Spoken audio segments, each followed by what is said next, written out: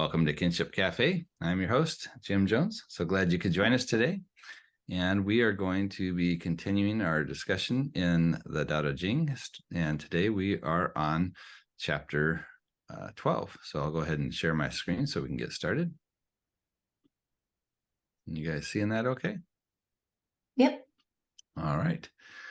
So we'll just probably start right in with looking at the text here. Says the 5 colors darken the eyes, the 5 tones deaden the ears, the 5 tastes jade the palate. Now I'll just mention that darken here is not the same dark that we've talked about before, where it was more of this positive idea of the yin. This is just another way of kind of talking about kind of like more like a blindness. Hunting and racing madden the heart. Exotic goods ensnarl human lives. Therefore, the sage takes care of the belly, not the eye, chooses one, rejects the other.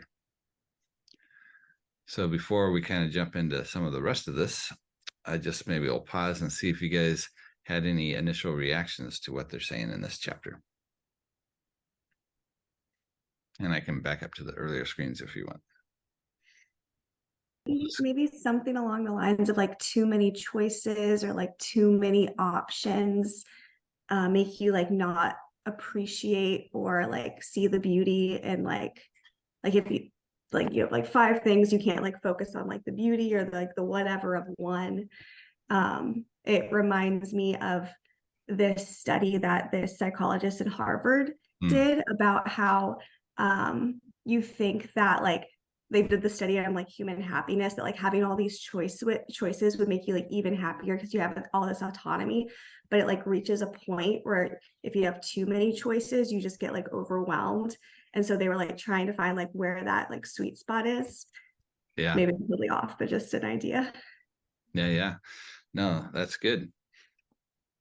Yeah, there's definitely something about the quantity of the items here, obviously, with the 5 gets repeated. So in the next section, it talks about hunting. Excuse me, that's not supposed to be the racing. It's supposed to be hunting and racing. Madden the heart. Exotic goods ensnarl human lives. It's a fun word, ensnarl. Any observations at this point? Hunting is kind of like if you're really chasing something, such as an exotic good. Like if you're really gung-ho for something that is material or outside of yourself, then it's not good. All right. Well, then let's jump into this and see if we can't break this down a little bit. I like to give us a chance to kind of think through what some of this stuff might mean before I bring in some of the background. It's interesting. Sometimes there's some really spot on observations that are curious. I know this last part is going to be kind of a little bit different about the difference between the belly and the eye, although maybe I'll just see right here too if there's any initial thoughts on what might be the distinction that's being made between the belly and the eye. Belly is more of what's inside versus what you can see externally. So internal versus external. So Jim, for the Chinese, is it similar to the Japanese where they consider the soul to be in the belly?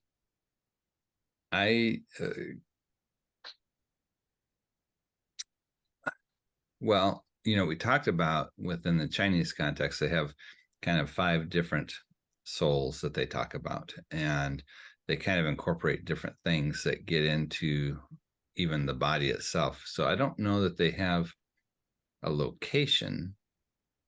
I hadn't come across it like residing in a specific place, so I'm not sure though.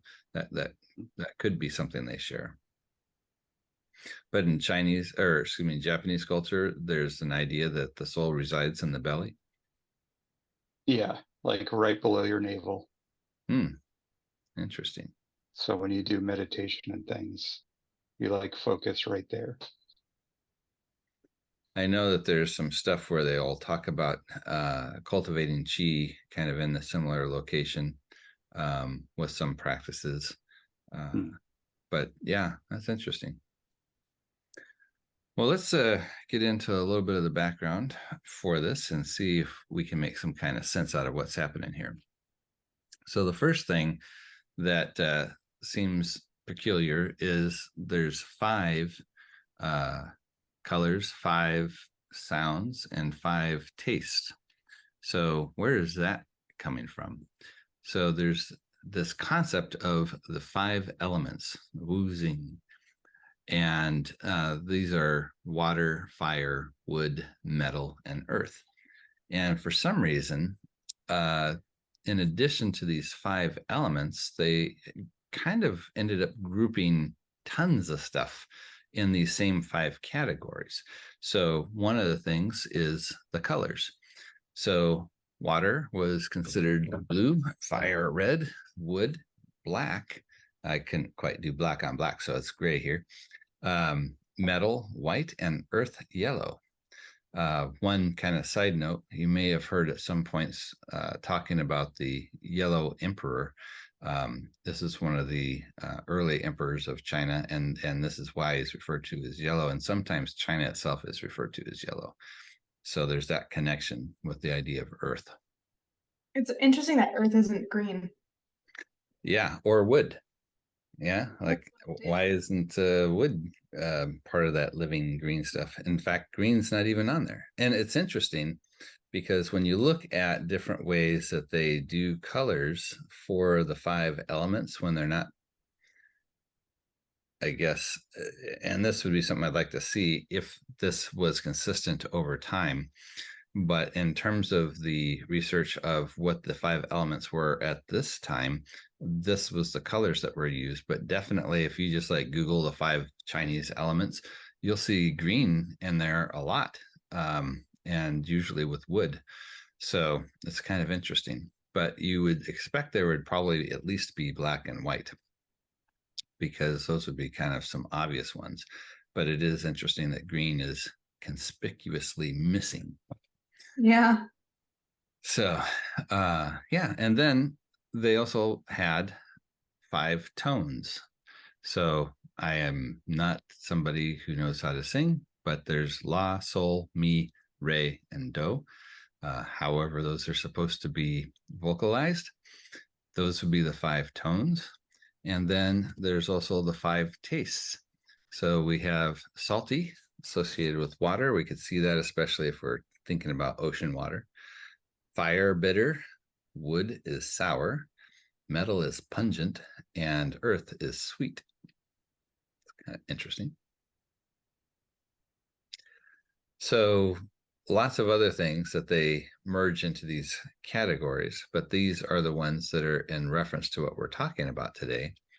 So any thoughts about how these things are grouped, or the consequence of grouping things like this? Does this lead to any initial questions or observations? I just wonder how they came to this conclusion, I guess. Like, how does wood sour? Yeah. Or the sounds. Why is it me? Right. Yeah. It would be interesting to figure that out. But there's a lot of persistence with this, and you'll see this kind of spilling over into Chinese medicine and lots of other things. I mean, it becomes kind of a substantial part of the worldview. Well, let's think about some of the Taoist response to this, and maybe I'll just just before I go to the next slide, what would you guess the Taoist response is to these categories based on the stuff we've talked about?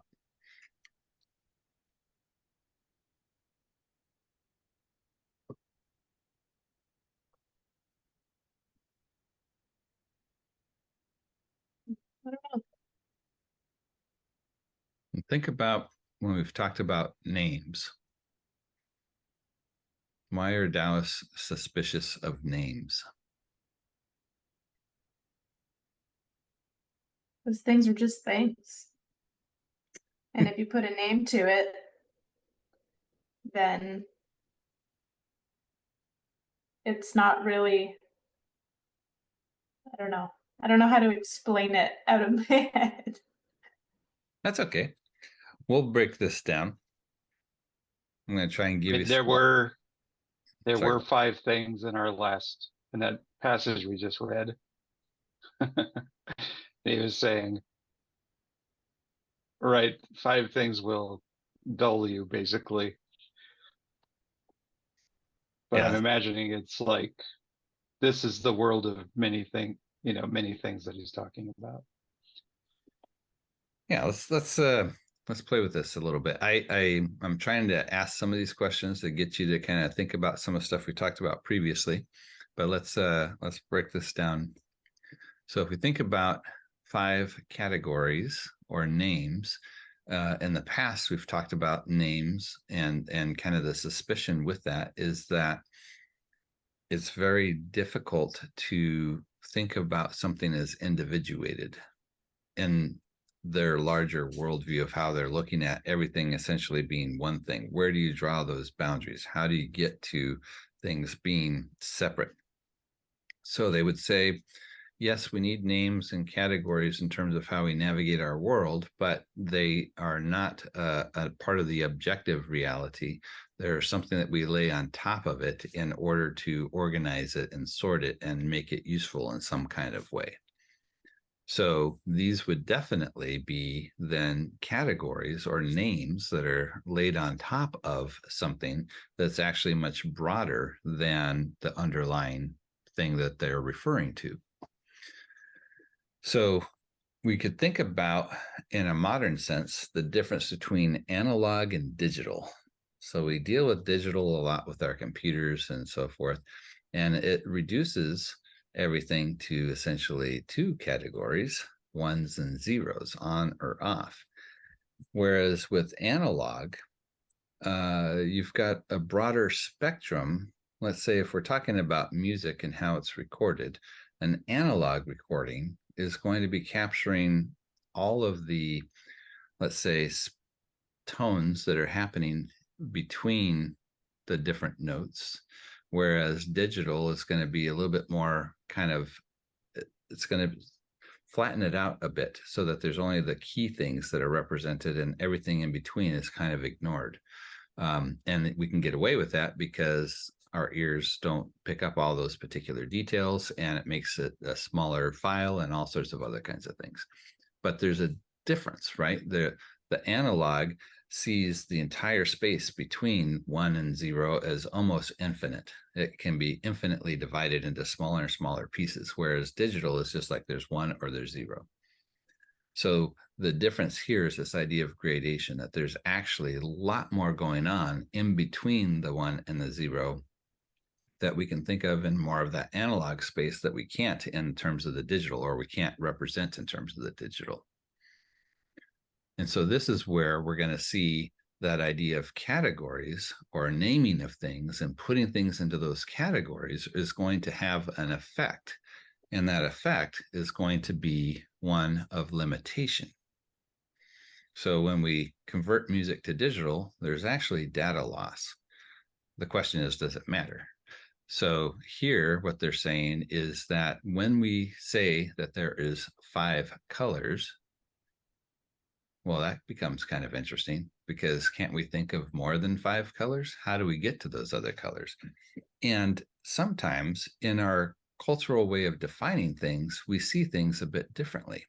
So there's, in different cultures where different colors have greater import in terms of, how they go about their lives, they will see far many different gradations, what they would consider like different colors than we would see for something. Like green, they might break up into many more colors, whereas we might see it as a simple single color.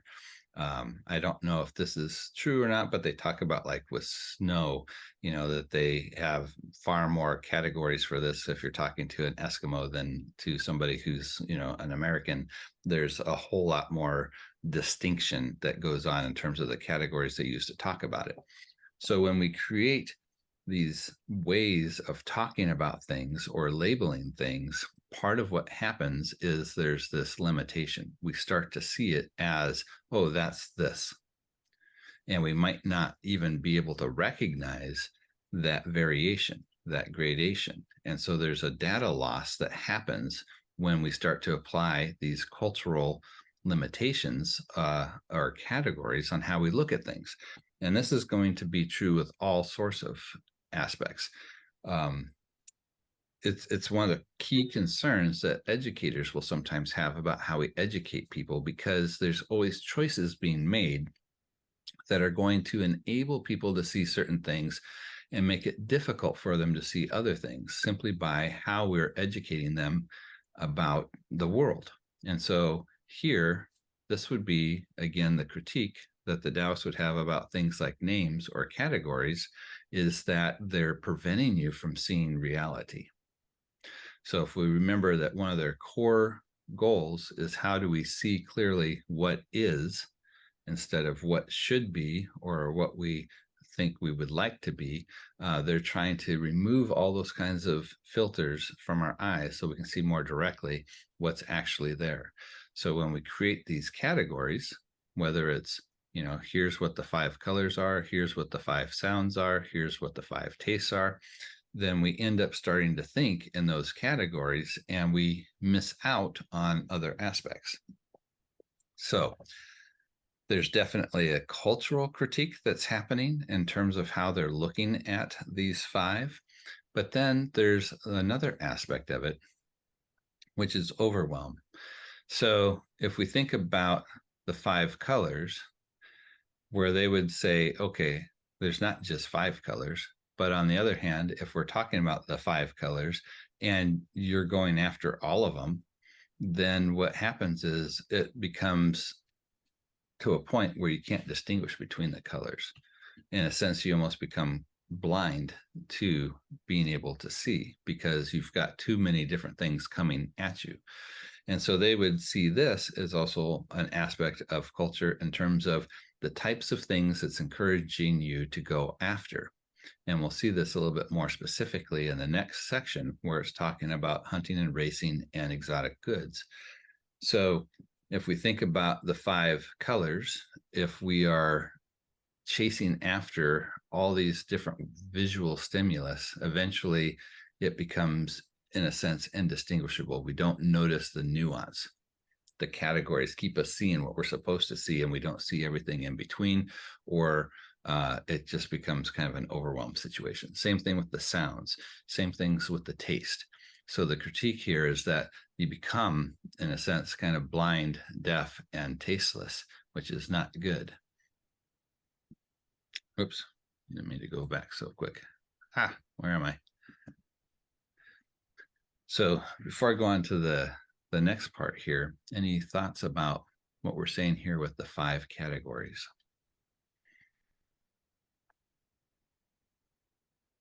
I like the way you explained it with the music. It made it easy to understand. Does it kind of track in terms of that distinction between how there's far more gradation between all these things versus just the single categories? Yeah. Yeah, it's an interesting trade-off that happens with education, right? We're told something is one thing, and then that's what we see it as.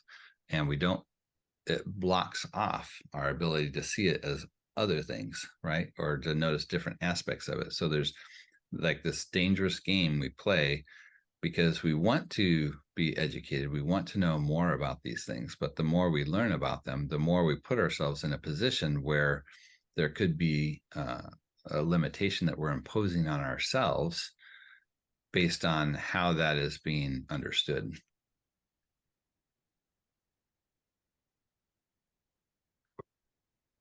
So, and again, the Taoists would recognize we do need the names or the categories for how we navigate life, but we have to be careful to recognize that they are not the ultimate reality. It's a layer we put on top.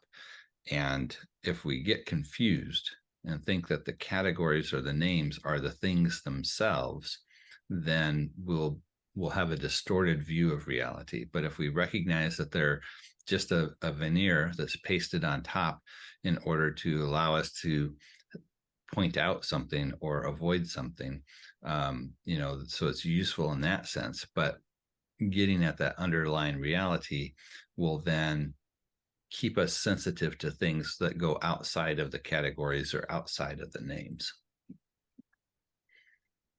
And then, of course, the other part of this in terms of that overwhelm is the idea of, how much is enough? The critique on this idea of greed.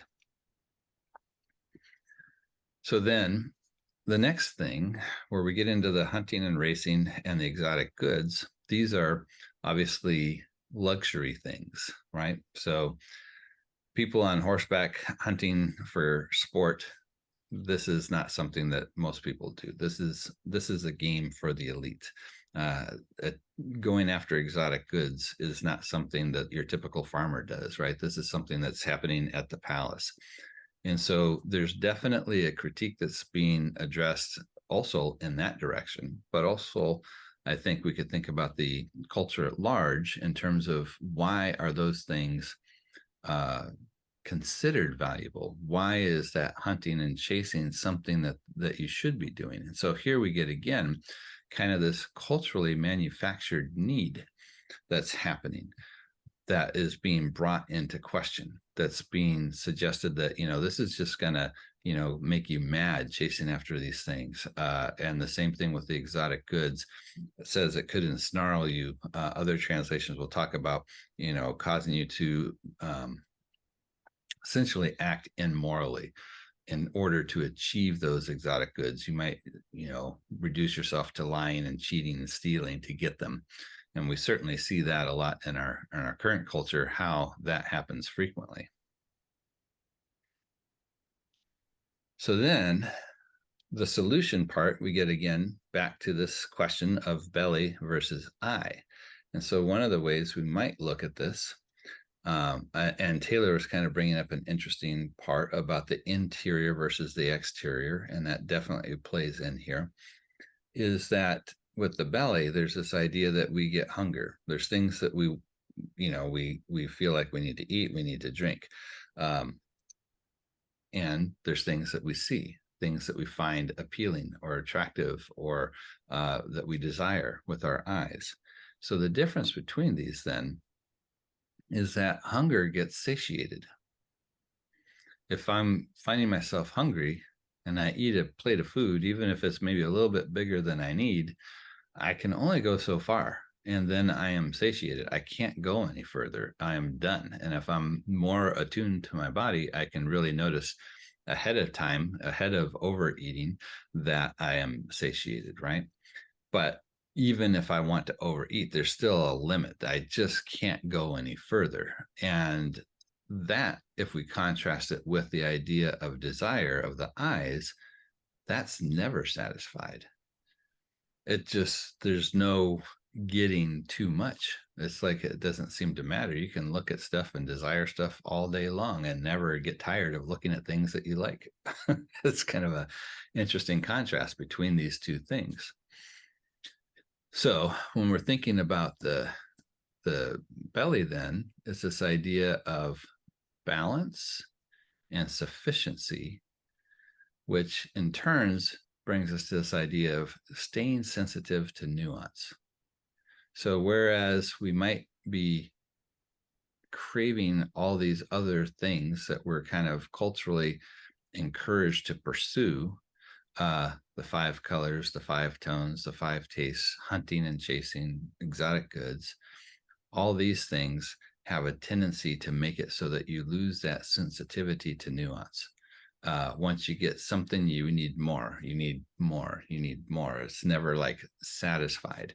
And you can think about even with visual stimulus, it just seems to keep getting more and more. Our media tends to be more and more things flashing at you and changing points of view, and brilliant colors and all that kind of stuff. Where we're talking about sounds, they can become more and more exotic type sounds with tastes. It becomes more and more seasoning that you need in order to notice the difference, especially if you're talking about like hot foods that I like. Eventually you needed to put quite a bit on there in order to still experience that spiciness. So the flip side of that, they're saying, is think more like the belly, that there is a sufficiency, that there's a balance, that there's a enoughness, and that if we can maintain that position of enoughness, then we can be sensitive to that nuance that gets lost when we try to reduce things to those 5 categories, or we get caught up in the cultural manufacture of need that isn't actually a natural need. It's something that gets created. And so then this becomes the opposite of blind, deaf, and tasteless, which none of us want. So that'd be the main stuff that's happening in this chapter. Do you want me to go back and look at the text again now that we've gone through this? Would that be helpful? I have the book in front of me, so I'm okay without it. Maybe I'll go back for everybody else just in case. So 5 colors darken the eyes, 5 tones deaden the ears, 5 tastes jade the palate. Hunting and racing madden the heart, exotic goods ensnarl human lives. Therefore the sage takes care of the belly, not the eye, chooses one, rejects the other.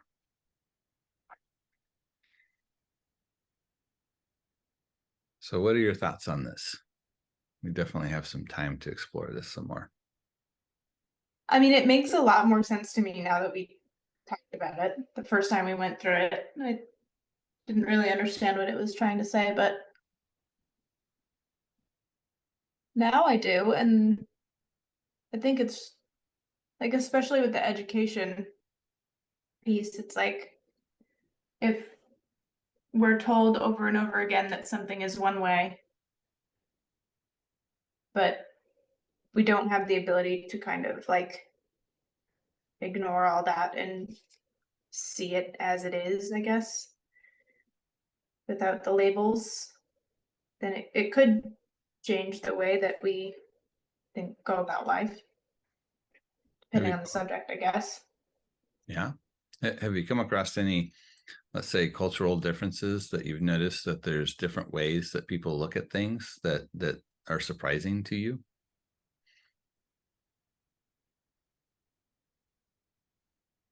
Maybe not culturally, but from person to person sometimes, with like looking at something as a negative versus seeing it as a positive, just having a different outlook on things, I suppose, not necessarily a different cultural outlook, but just a general one. Mm-hmm. Anybody else been surprised by cultural differences from other people, from other places? What can you be more specific? Like cultural, in So, what way? yeah, I mean, even like there's some basic categories where some people might be very much more concerned about the group and how they represent the group, whereas Americans tend to be much more individualistic and thinking about how they don't want to be constrained by the group. This would be something that I think we often find very curious when people are much more comfortable with being assumed inside the larger whole, as opposed to the Western viewpoint that is much more about how do we maintain our individuality. That'd just be like kind of one example. But there's lots of different things out there. I mean, even in terms of like what people like to eat for food, like, has that ever occurred to you that you come across something you're like, I can't believe they eat that? Oh yeah. Yeah. One thing that comes to mind is like, I think it's either China or Japan. You never like talk back to your boss ever. Mm. Like nobody speaks up to their boss. If they have something to challenge them on, or if they have questions about why they need to do something, it's just if your boss tells you to do something, you do it, and that's it. And there's very like almost kind of like ritualized ways in which you would maybe let somebody know you disagreed with them that come across as on the outward looking as though it's very agreeable, right? So there's a lot of subtlety in terms of how they address those questions that we are just, you know, completely different approach on that. Yeah, here we just say it if we have, well, So in most cases, I hope. yeah. So have you ever listened to Chinese music? And did you Nope. find it Well, maybe. Not on purpose, but maybe at like a restaurant or something. So they tend to have a different scale, and I don't know enough about how to describe this from a music perspective, but the scales that they work with are different than the ones that we are normally used to hearing. So we have in our Western world a way that we perform music that is expected, and our ears hear it and we enjoy it. And I mean, even if it's a song we don't like, we still, you know, I am not a fan of like pop music, but it still will get me how I'll find myself tapping my foot to it or something like that. I'm like, but it's like, you know, we're just kind of programmed to expect this kind of way that music sounds and the way it's arranged and the relationship of the notes to one another. But not every culture uses that same arrangement of music. And in doing so, it can sometimes sound really discordant to us. It can sound almost kind of abrasive. And it's because they've learned a different way of thinking about sound and music and what sounds good versus what doesn't sound good that's different than us. And it's interesting, right? That they can find it very relaxing and soothing, and we hear it and it's like problematic, right? And probably vice versa with our music to them. That would be a great example of how that cultural conditioning shapes us to hear some things as pleasant and some things as not, even though, you know, it's just sounds. Why is it that to us it sounds good and to them it doesn't, and vice versa? It's this learning, this categorization that we're put into things to think about what is ideal versus not ideal. Even if we think about the way certain languages are spoken, we can hear things. If we're just native English speakers, there's a way that language sounds. But if we start to hear certain other languages that maybe are more guttural, we'll hear things where they have kind of this back of the throat sound that they make. And we're like, whoa, what's that? You know, it almost sounds like they're growling or something. Or, you know, there's some places in Africa where they have these kind of clicks and pops that they do with their language that are completely different than things that we would do. And inflections can vary greatly. So there's a lot of things that just sound different to us. Like even if we're hearing, let's say French, and we don't speak a word of French, we can still kind of get the feel of the language because it's very similar in some respects to how English is spoken. But if we go to something outside of that, it's harder to like even get a sense of how this functions, this language. And it's again those categories that we kind of find ourselves stuck in. I think especially with food too, like we have a lot of processed food in America. Yeah. And a lot of other countries There's some things don't eat that way. Well, and things that people will eat, like, this is just me. I'm not saying this is a good or a bad thing, but you know, for me, I find it extremely curious why someone would want to eat a pickled pig's foot, or why they would have chicken tendon salad, or you know, some of these things that I'm just like, that just does not sound the least bit appealing to me. I know other people really enjoy them, but it's, those categories of what we're taught. This is actually food and this isn't. Or places that eat cats or dogs, right? It's like we would think that's completely taboo. But how is that any different than a chicken? Or Yeah, people, in America we'd think, oh, they must have made a typo. It must be a chicken tender salad. yeah. So it's just kind of interesting, the categories that we kind of find ourselves stuck in because that's how we were educated. Yeah. So what about the idea of moderation? Good thing or bad thing? Should we be rejecting our cultural inclinations to chase after more?